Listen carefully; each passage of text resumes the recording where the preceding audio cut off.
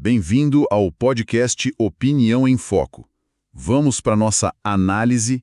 Hoje, a gente vai mergulhar fundo nos detalhes de um dos grandes nomes do mercado de fundos imobiliários de tijolo, o GGRC11. A nossa fonte aqui é o relatório de gestão de outubro de 2025. E a missão é simples, né? Extrair os pontos mais importantes, entender a estratégia da gestão e, claro, o que os números revelam sobre a saúde e o potencial desse fundo. Exato. E outubro de 2025 foi um mês, assim, de transformação para o GGRC11. Foi marcado pelo encerramento da 10ª emissão de cotas deles. Então vamos ver como essa captação de quase 700 milhões de reais impactou tudo, né? O portfólio, o balanço, a posição do fundo no mercado. Perfeito. Vamos começar então por aí, pelo grande evento do mês, que foi o encerramento dessa 10ª emissão. Os números são impressionantes. Sim, 693,3 milhões captados. Isso catapultou o patrimônio líquido do fundo para mais de 2,4 bilhões de reais. É outro patamar.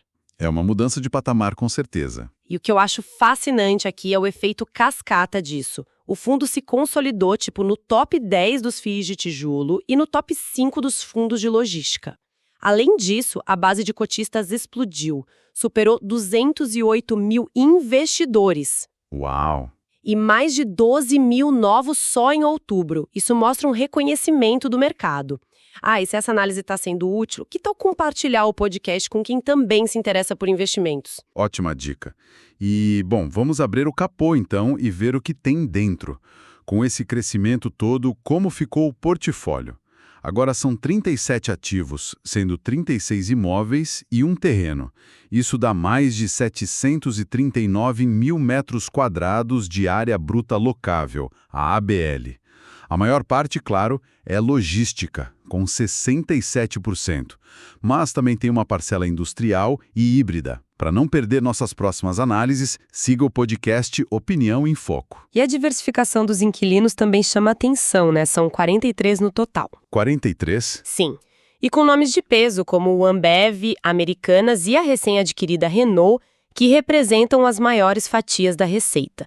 Essa diversificação por inquilino e por setor de atividade, que vai de varejo a autopeças, é um ponto-chave para a resiliência do fundo, sabe? Entendi. E sobre os contratos, o que o relatório diz? A maioria, 75%, é na modalidade atípica, o que traz mais previsibilidade de receita.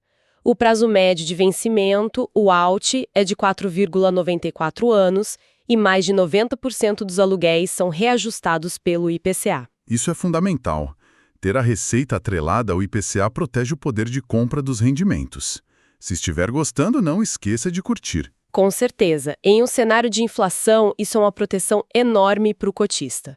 E a vacância física é baixa, em 4,08%, o que indica uma boa ocupação dos imóveis. Continue acompanhando a gente, siga o podcast Opinião em Foco. Certo.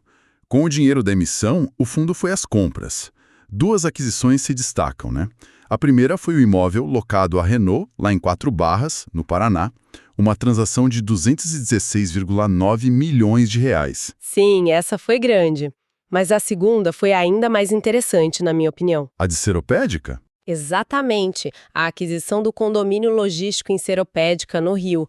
O fundo pagou, olha só, 67,99 milhões por um ativo que foi avaliado em cerca de 100 milhões de reais. Nossa, então já compraram com uma bela margem de segurança. Uma margem enorme. Isso por si só já é um ótimo negócio. E tem mais, né? Pelo que eu vi no relatório, o aluguel atual está abaixo do valor de mercado da região, o que abre espaço para aumentar a receita no futuro. E ainda negociaram uma renda mínima garantida. Queremos saber sua opinião, então deixe um comentário. Pois é, essa RMG de 100 mil reais por mês por 12 meses foi uma jogada de mestre. Mitiga o risco inicial, mas olha, essa aquisição de Seropédica é um case. Se a gente analisar só o galpão que já existe, o cap rate supera 12% ao ano.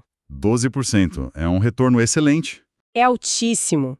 E ainda tem um terreno gigante junto com potencial de expansão. A gestão planeja desenvolver conforme a demanda, sabe? sem correr riscos desnecessários. Sua curtida nos ajuda a alcançar mais pessoas. Falando em números, então, como foi a distribuição de rendimentos em outubro? O que de fato chegou para o cotista? O fundo distribuiu 10 centavos por cota. Isso representa um dividend yield mensal de 0,99%. O que, anualizado, dá quase 12%, né? Com base na cota de fechamento de R$ 10,03. Exato.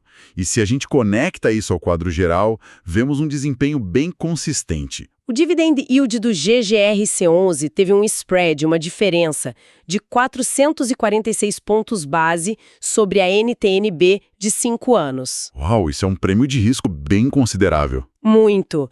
E desde o início, lá em 2017, a rentabilidade acumulada é de 87,26%. Superou o IFIX, que ficou em 76,51% no mesmo período. Um ponto que a gestão destaca no relatório é a estrutura de capital.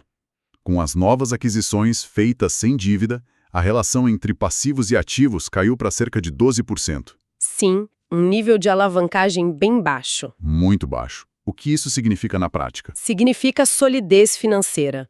O fundo cresceu, fortaleceu o portfólio e, ao mesmo tempo, reduziu seu endividamento relativo. Isso posiciona o fundo de uma forma muito robusta para o futuro. Fica com capacidade para novas oportunidades e, claro, resiliência para enfrentar cenários mais adversos. Bom, em resumo, a análise do relatório de outubro de 2025 mostra um GGRC11 em um novo patamar, né? O fundo usou a 10ª emissão para crescer de forma bem significativa. Fez aquisições estratégicas com bom potencial de retorno e fortaleceu a estrutura financeira. Exato. A gestão agora parece focada em integrar esses novos ativos para gerar resultados consistentes daqui para frente. E eu deixo aqui uma provocação para a gente refletir. A gestão mencionou a possibilidade de reciclagem de portfólio. Então a pergunta é: quais dos ativos mais antigos, talvez já maduros, poderiam ser vendidos no futuro para financiar novas aquisições com um potencial ainda maior, como essa de Seropédica? Excelente ponto para ficar de olho. E para quem nos acompanhou até aqui, a gente gostaria de saber qual fundo imobiliário você gostaria que fosse analisado na nossa próxima conversa. Deixe sua sugestão nos comentários. Muito obrigado pela companhia e até a próxima.